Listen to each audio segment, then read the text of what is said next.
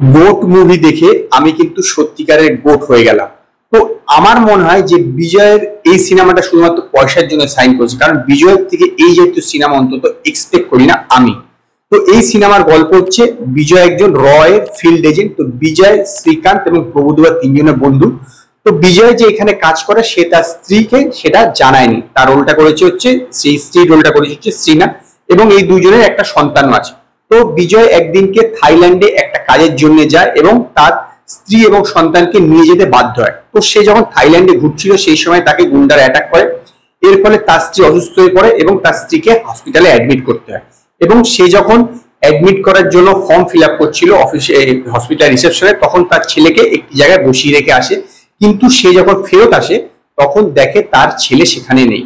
তারপর সে থাইল্যান্ড পুলিশের সঙ্গে যোগাযোগ করে এবং থাইল্যান্ড পুলিশ হোটেলের সিসিটিভি ফুটেজ দেখে তার ছেলেকে একটি মেয়ে নিয়ে চলে গিয়েছে। এবং তারপরে এটা যখন জানতে পারে যে তার একটি যে মেয়েটি নিয়ে গেছিল তার লাশ পাওয়া গেছে এবং সেখানে তার ছেলেরও লাশ পাওয়া যায়। এর মধ্যে তার স্ত্রী যখন হসপিটালে ভর্তি হয় তারা একটি কন্যা সন্তান প্রসব করে। এরপরে দুজনের মধ্যে মানে বিজয় এবং তার স্ত্রীর মধ্যে ছাড়াছাড়ি হয়ে যায়, কারণ সে যেহেতু তার ছেলেকে বাঁচাতে পারেনি।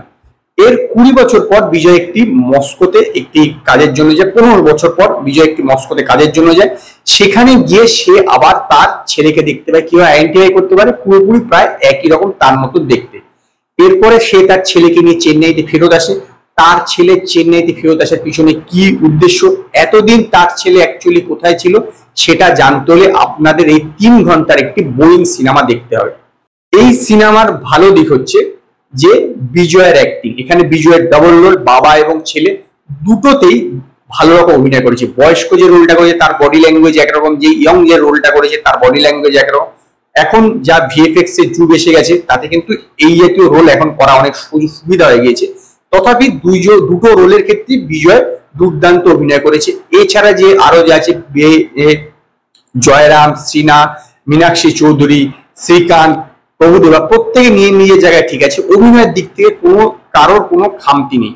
আর কি ভালো আছে, কিছু কিছু অ্যাকশন সিন এই সিনেমার ভালো আছে, কিছু কিছু অ্যাকশন সিন।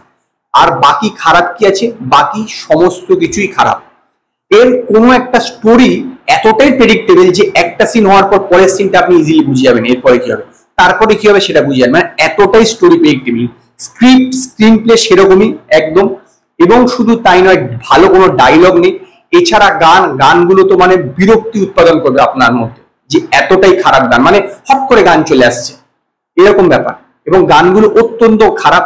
ফার্স্ট হাফে যেসব সিনগুলো রাখা হয়েছে বিজয়ের সঙ্গে তার স্ত্রী, সেই কমেডি সিনগুলো, সেইগুলো মনে হচ্ছে যেন কখন শেষ হবে, এত লম্বা লম্বা সিন। এছাড়া ভিএফএক্স এর কাজও ভালো নয়। একদম প্রথম সিনে যেখানে কেনিয়াতে একটা অ্যাকশন দৃশ্য আছে সেইখানেও ভিএফএক্স ভালো নয়, এবং শেষের দিকেও ভিএফএক্স এর কাজ সেরকম ভাবে ভালো হয়নি মানে অ্যাকশন দৃশ্যগুলোতে। তো কিছু কিছু অ্যাকশন দৃশ্য আর বিজয়ের অ্যাক্টিং ছাড়া এই সিনেমাটা একদমই জঘন্য, মানে পাতে দেওয়ার মতন না। কেন বিজয় সাইন করেছে সেইটা ভেবে আমি চিন্তিত, যে এইরকম যদি সাইন করে তার যে লাস্ট যে সিনেমাটা সেটাও কিন্তু ডিজাস্টার হবে। এই সিনেমার জন্য 200 কোটি টাকা নিয়েছে, কিন্তু তার এই রকম যদি তার সিনেমা হয়, আমার মনে হয় ভেঙ্কট প্রভু একদম ফালতু একটা সিনেমা বানিয়ে ফেলেছে। এবং ডাইরেকশনও সেরকম একটা ভালো না। ওভারঅল একটা খুবই খারাপ অভিজ্ঞতা হলো এই গোট সিনেমাটা দেখে, এবং সেই কারণেই আমি এই গোট সিনেমাটাকে 5-এর মধ্যে 2 স্টার দেবো। যদি আপনারা এই গোট সিনেমাটা দেখে থাকেন তো আপনারা আমার কমেন্টে জানাবেন আপনাদের কিরকম লেগেছে। যদি আপনাদের এই ভিডিওটি পছন্দ হয় ভিডিওটিকে লাইক করুন, কমেন্ট করুন, শেয়ার করুন, আর নতুন আপডেটের জন্য আমার চ্যানেলকে সাবস্ক্রাইব করুন।